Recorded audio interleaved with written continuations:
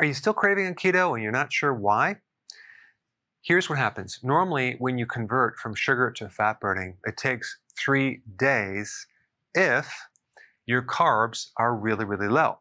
If you do keto and your carbs are a little too high, this 3 days can turn into 5 days, 2 weeks. It could be a long time. So the lower the carb, the faster that you're going to convert into ketosis, fat burning.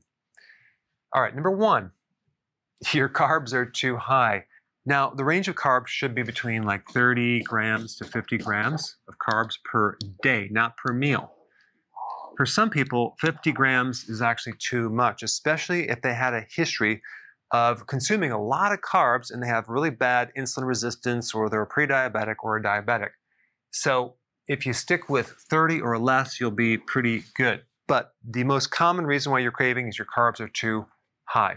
And the two big things that you know that you're in ketosis and it's all working is cravings going away and you're no longer hungry.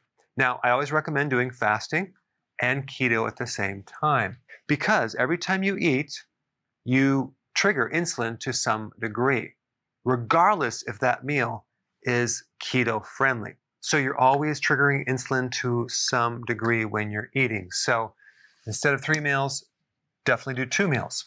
Now, if your meals are spread out like this, let's say first meal is at 8 a.m. in the morning, breakfast, and you skip the lunch, and then you eat at 8 at night, that gives you a 12-hour fasting window. It's just not going to be long enough.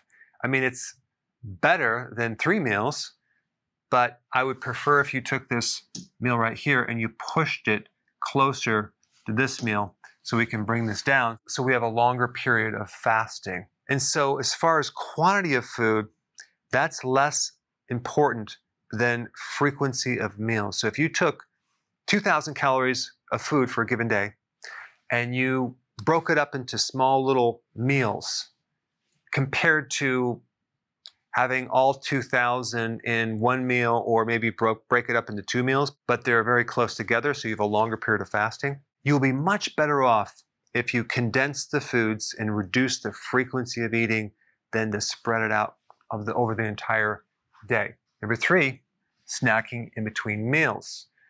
This is slightly different. Some people think that, oh, I'm just having a little bit of this. It's keto friendly, just a little bit of food, right? They might do a little keto friendly cookie between meals to tide them over. That defeats the whole purpose of fasting. It's going to break your fast. And guess what? It's going to raise insulin a little bit. What you need to understand is eating makes you hungry. Now, it sounds kind of stupid, but every time you eat, especially a small little thing, which is not going to be very satisfying, about 1.5 hours, you're going to be hungry. And so don't snack between meals. Take those so-called keto snacks and consume them right at the meal or right after the meal as a dessert. Number 4, too much protein. More than 8 ounces of protein for an average person is a little too much. So anything more than that tends to turn into glucose or it is wasted in the urine. And so what people don't realize is that protein by itself is not used for fuel, but it can be broken down into glucose if you're having too much, and then that could be used as fuel. So if you're eating this 16-ounce steak at a restaurant, the next morning you're going to be really hungry. All right, number 6, eating too late at night. This just kind of throws off this whole fasting cycle. So if you eat late at night, you may notice the next morning that you're craving certain things. So it's really good if you could just eat that last meal 6, 7 o'clock and then not eat anything after that. That's the ideal situation.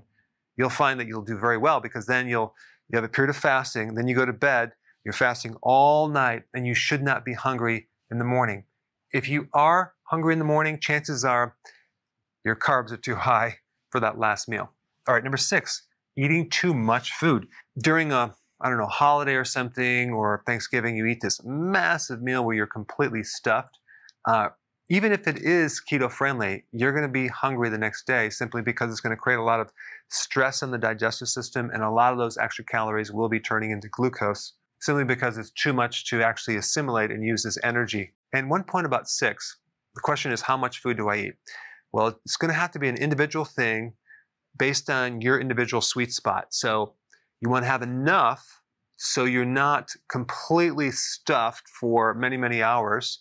Like the next meal, you're not even hungry at all. You can just keep going because you jam so much food in there, it's just overwhelming the system versus just the meal is just too small, just not enough to sustain you, especially since you need a certain amount of foods to satisfy your nutrient requirements. And you can figure this out just by trying certain amounts over 2 days, and then you'll know, okay, I need this amount of protein, this amount of carbs, this amount of fat. All right, number 7, stress. Stress will release glucose. Stress will increase cortisol, which will then release glucose, and that's going to throw off your blood sugars. So that's another hidden factor. Number 8, a lack of sleep. If you ever notice those days that you haven't slept, you're craving certain things that you shouldn't be eating. So this is really stressful on the blood sugar system because it increases cortisol. All right, number 9, keto desserts. I think they have their place. I think they're okay for some people. I think they're good in the beginning, but ideally, it's not good down the road to do too many keto desserts, especially because it's not really coming from an actual like steak or a salad. It's like a concentrated almond flour, which is not really natural, or you're doing certain amounts of oils in combination with sugar alcohols, which create a lot of digestive issue.